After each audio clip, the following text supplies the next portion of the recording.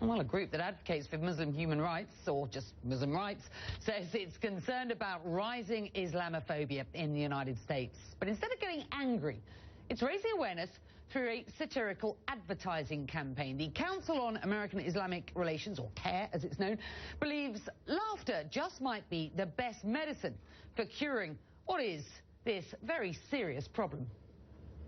No! He's coming! Did you call in Uber? So the product is actual. It's a sugar-free chewing gum. It's being sold on Amazon.com, so it's an actual chewing gum. Do you think your neighbor is a terrorist? Hey, how you doing? Hey! Allahu Akbar! Allahu Akbar! Allahu Akbar! The commercial is very funny. It brings the attention to a serious phenomenon in our society that has been growing, which is a rational fear of American Muslims, of Islam and Muslims in general. And the idea is to put a human face on millions of American Muslims who go about their lives every day. We see that there is anti-Muslim political rhetoric that has been targeting on our community unfairly. Donald J. Trump is calling for a total and complete shutdown of Muslims entering the United States.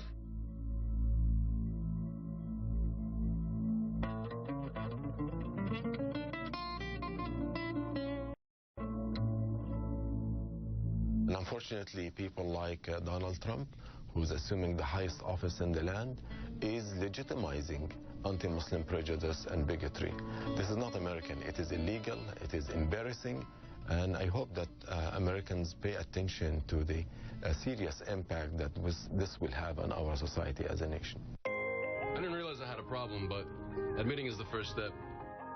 I believe humor and satire can dismantle stereotypes and prejudice against people, and it's very effective. So I'm glad that our organization is now using this tool in our toolbox. Islamophobin worked for me. Ask your doctor if it's right for you.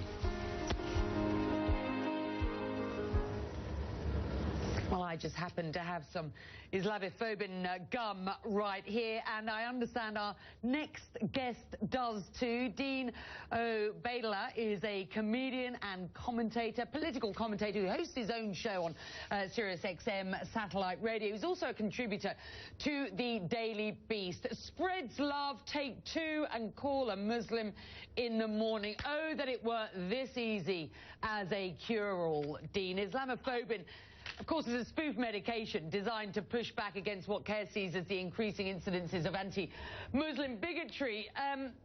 There is a serious side to this, isn't there?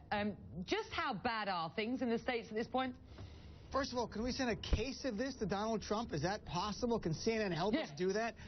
You can have mine to begin with, definitely. Well, I'll send mine, you send yours, right? Well, so at least we can start there. I mean, he needs an intravenous drip of Islamophobia, Donald Trump. Right now, honestly, for Muslim Americans, I think it's never been a more trying time, even worse than right after 9/11.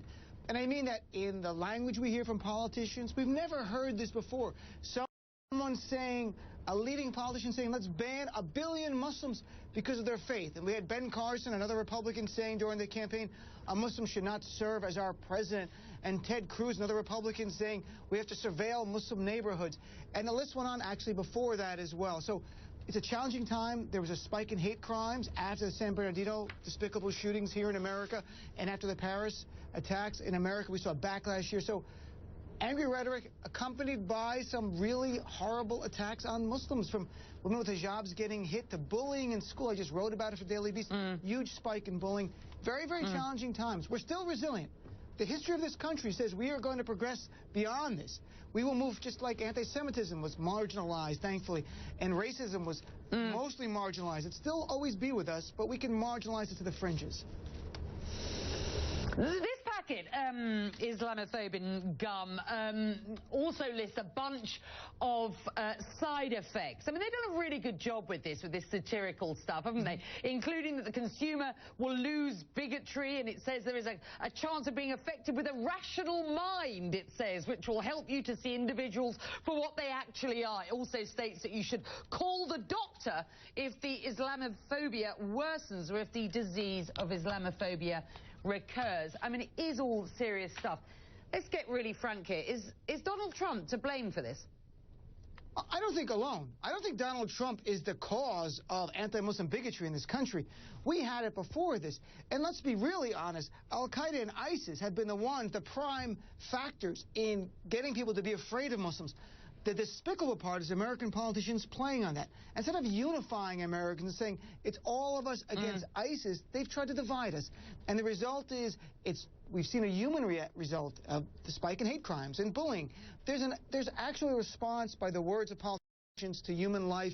It's been documented for years, not just with us, but with racism in the 60s and 1960s, and politicians saying horrible stuff about the African-American community, and there were bombings of churches down in the South then and attacks on African-Americans.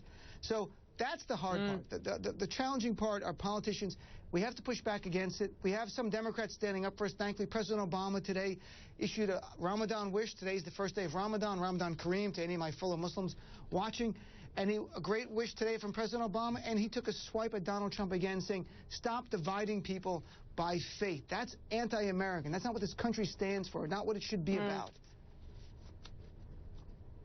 Is this going to get worse, do you think, before it gets better? I'm thinking about the next 6 months, which is a significant, well, there will be a significant ratcheting up, won't there, of campaign rhetoric. Are you concerned this could get worse? I am very much so. I mean, one thing is we cannot control or predict what terrorists might do. Second, we've seen Republican politicians, not just Donald Trump, other ones on state and federal levels, who have used demonization of Muslims to help their campaigns. So between now and November, we very well can see Donald Trump do something more to demonize Muslims. The idea of just yesterday, a Muslim judge would be unfair to him. This is outrageous. The idea that a religion or ethnicity would disqualify you from any position in America flies in the face of what this country is supposed to stand for. And the world sees us in a certain way. And I think Donald Trump is undermining what our nation, why my father is Palestinian, came to this country, my grandparents from Sicily came to this country, with the promise of this nation. People like Donald Trump undermine that promise. It's always a pleasure having you on this show.